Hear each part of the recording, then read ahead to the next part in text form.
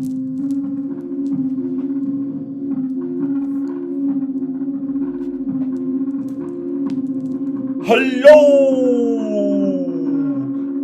and welcome to the Chinksey Sports Presents, the Premier League show, powered by chinkseyMEDIA. And we are back again to read straight out a newspaper for episode 38.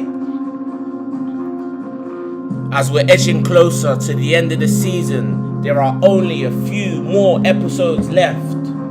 So be sure to check us out on all our previous episodes, as well as this one. Out now on all major digital platforms such as Spotify, Amazon Music, and Apple Podcasts.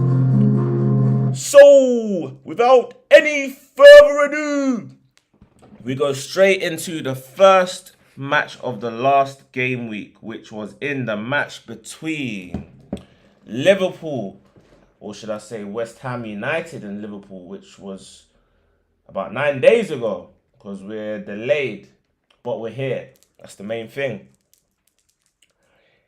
In a game overshadowed by an off-field spat between Mohamed Salah and Jurgen Klopp, Liverpool saw their title hopes completely disintegrate after they succumbed to a 2-2 draw at West Ham. David Moyes' Hammer side took the lead after Jarrod Bowen headed in a Mohamed Kudus cross following a well-worked short corner routine. "What paper are you reading from?" they ask. With the Reds trailing 1-0 at half-time and staring a second consecutive away defeat in a space of 3 days in the face, Liverpool equalised after the most unlikeliest of goal scorers, Scotland captain Andrew Robertson, dispatching a Luis Diaz cutback with consummate ease. The manner of Liverpool's second goal, though, was comical to say the least. A Trent Alexander-Arnold shot culminated in a triple deflection off Angelo Ogbonna, Thomas Souček and Alphonse Areola before it ended up as an own goal by the latter. Liverpool's lead only lasted a mere 12 minutes though, after England Euro 24 hopeful Jarrod Bowen dug out a cross from the right wing for Mikel Antonio to head home an equaliser, which all but ended Jurgen Klopp's side's title charge. Okay, the next fixture was in the game between Wolverhampton Wanderers and Luton Town. Ended 2-1 to the home side, of course, Wolves. They took the lead after Hee Chan Hwang twisted and turned Tedeng Menga inside out before slotting beyond Thomas Kaminski in the Luton goal. "What paper are you reading from?" they ask. In the 50th minute, any hopes of a Luton comeback were dashed away by Portugal international Totti Gomes, born in Guinea-Bissau. The defender's delightful diving header from a Mario Lemina cross left Kaminski stricken once again as his side faced a fifth straight defeat on the road. A late Carlton Morris consolation wasn't enough to rescue any points for Rob Edwards' side, as the big number 9 bagged his 10th Premier League goal of the season, which saw me get my first correct score of the weekend. So my prediction was 2-1 to Wolves, and I got that one correct. The next fixture was between Fulham and Crystal Palace. After both sides played out a stalemate in a competitive first half encounter, Fulham took the lead in the 52nd minute against an informed Crystal Palace side when Rodrigo Muniz powered in a bullet header from close range following a cross from Timothy Castagne. A bread and butter finish for the Brazilian, who had seen his reputation grow remarkably this season and has now bagged 9 Premier League goals. The scores remained 1-0 to the home side right up until the 87th minute, up until second half substitute Jeffrey Schlupp, whose humdinger of a strike from outside the box left Bernd Leno helpless in the Fulham goal. a wonderful strike which sealed the share of the spoils for Crystal Palace and extended their unbeaten run to 4 games. What paper are you reading from? They ask. Newcastle United against Sheffield United ended in an emphatic 5-1 victory for the Geordies. Newcastle United condemned Chris Wilder's Sheffield United side to relegation after scoring their 13th goal in 2 matches against the Yorkshire side. Sheffield United remarkably took a 5th-minute lead after Bosnian centre-half Anel Ahmedhodzic headed in a driven cross from Gus Hamer, with Sheffield United going into this match having conceded a whopping 92 Premier League goals. It was of no surprise when Alexander Ishak's clinical strike from a semi-acute angle found its way beyond Wes Foderingham in a Sheffield United goal, as both sides went into the break level with the scores at 1-1. Newcastle were made to wait until the 54th minute to score the inevitable 3rd goal of the game as Bruno Guimaraes headed in an Anthony Gordon free kick to make it 2-1. Punishing profligacy in front of goal from the Blades as Andre Brooks, Ben Brereton Diaz and Cameron Archer all missed good opportunities for the away side. Another goal from the electric Ishak, this time from the penalty spot, rubber-stamped the relegation of the team who have inhibited themselves all season and have been inhabitants of 20th position all season. Further goals from Ben Osborne, an own goal of course, and Callum Wilson, who scored on his return after a lengthy injury layoff, put the Blades to the sword as they succumb to their 4th straight defeat, conceding 15 goals in the process. So that victory for Newcastle kept them in the hunt for the top 6 position and also sent Sheffield United back down to the Championship, where they will be playing next season. Okay, the next fixture was at Old Trafford in a game between Manchester United and Burnley that ended 1 apiece. After an end-to-end entertaining, exciting first half came to an end with the scores deadlocked at 0-0. It took a well-anticipated interception from Anthony, ensuing a criminally undercooked pass from Burnley midfielder Sander Berge to open the scoring.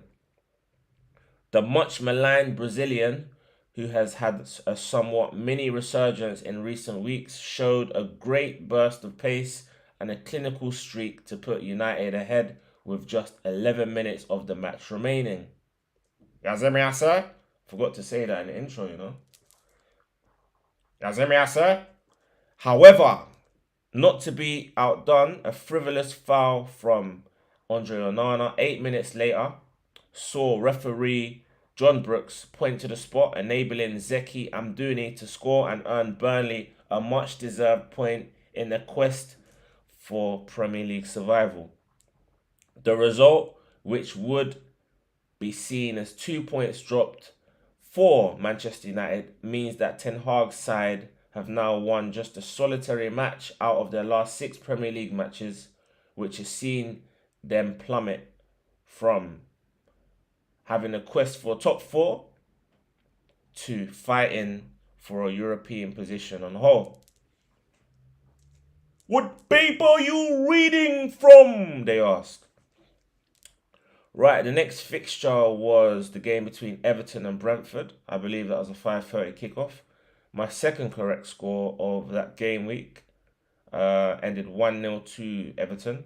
Everton secured both their 4th clean sheet and 4th win in their last 5 games respectively, with a respectable but hard-fought 1-0 scrappy win over Brentford. It took a rasping drive into the top corner on the hour mark from Idrissa Gana Gueye to separate the two sides at Goodison Park. That shot was remarkably not only their first, but their only shot on target throughout what was predictably a competitive match. The win mathematically guarantees Everton's Premier League status and was my second correct score of the weekend. Yazemi, right, so the 8 o'clock kickoff on the Saturday was a tasty affair between Aston Villa and Chelsea, which ended 2-2. If there ever was a Premier League football match which epitomises and encapsulates the cliche a game of two halves, it was this one here. After Aston Villa raced into a 2-goal lead at halftime via a Mark Cucurella own goal and a Morgan Rogers strike, Villa had to endure a relentless onslaught which saw them eventually crumble in the second half, especially after Noni Madueke's goal to half the deficit in the 62nd minute. Once that goal went in, it was only a matter of time before the equaliser would arrive. And it did, but not until the 81st minute when Chelsea captain, or standing captain, Conor Gallagher called a delicious left-footed strike past Villa stopper Robin Olsen, who had replaced the injured Emi Martinez at half-time. With the scores at 2-2 and Villa hanging on by the skin of their teeth, Chelsea were denied a last-gasp winner from Axel Disasi after Benoit Badiashile was adjudged to have fouled Diego Carlos in the lead-up to the goal. The result sees Villa increase their lead over fifth-placed Tottenham to 7 points as they close in on securing Champions League football for next season. So that game ended 2-2. My prediction was 2-0 to Chelsea, and it looked like I was on track for a third correct score. However, a Chelsea comeback ensured that I was incorrect. Okay, so I believe we are into the Sunday's fixtures, of which we had 3, starting at the Vitality Stadium between Bournemouth and Brighton. That ended 3-0 to Bournemouth. In the first of Sunday's 3 fixtures, it was a mid-table mid-off between the 2 remaining coastal towns of the Premier League. Bournemouth, who have had a wonderful first season under Spaniard Andoni Iraola, formerly of Rayo Vallecano, took the lead after their Argentine centre-back Marco Senesi headed in after a mini pinball session occurred following a corner kick. Brighton, clearly lacking in confidence, having not won in their last 6 league games, went 2 down in the 52nd minute after Enes Unal rose like a salmon to head home Dango Tara's cross from left back. Justin Cliver, who seems to have found a home at Bournemouth after stints at the likes of Roma, Ajax and Valencia, killed off any Brighton hopes of a comeback with Bournemouth's third and final goal of the game to cap off and put the cherry on the top of what was an outstanding performance. Okay, in the second game of that Sunday, we had Tottenham Hotspur take on Arsenal in a North London grudge match. Arsenal celebrated their second consecutive St Tottenham's Day, and that is a day in which Arsenal ensure that they finish above Spurs, with a convincing, if not hard-fought victory over their fiercest local rivals. Widely dubbed as the most exciting game in the English calendar between 2 clubs with no love lost between them, Arsenal raced into a 3-goal lead at half-time, which killed off the game expeditiously.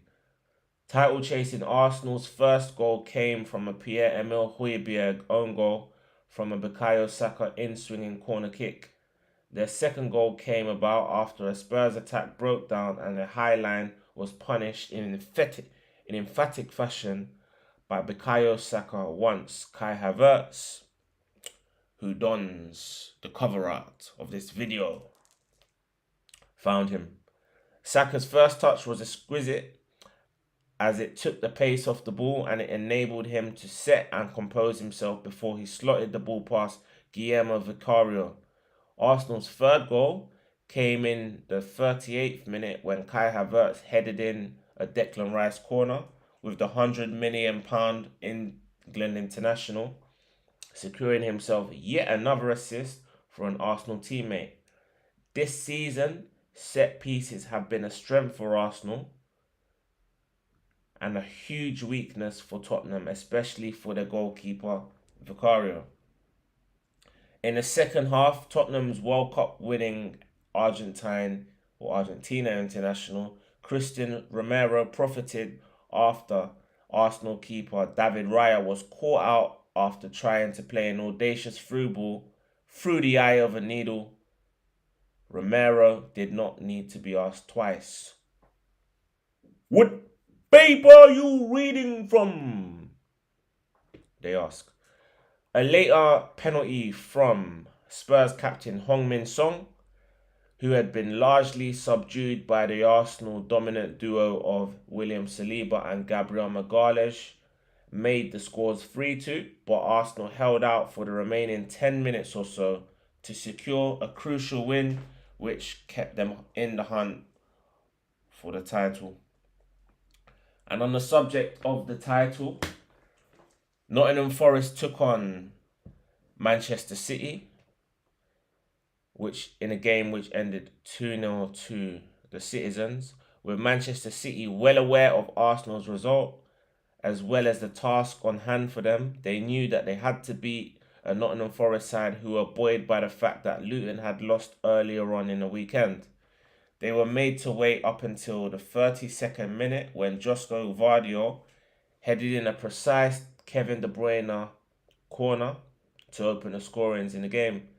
Nothing more or nothing less than what you'd expect from the Belgian legend. With Forest creating but missing numerous gilt-edged chances against the Man City side who were clearly nowhere near their scintillating best, Erling Haaland, brought on for his bestie Jack Grealish just after the hour mark, was fed by Kevin De Bruyne as he bared down on goal. The outcome was inevitable.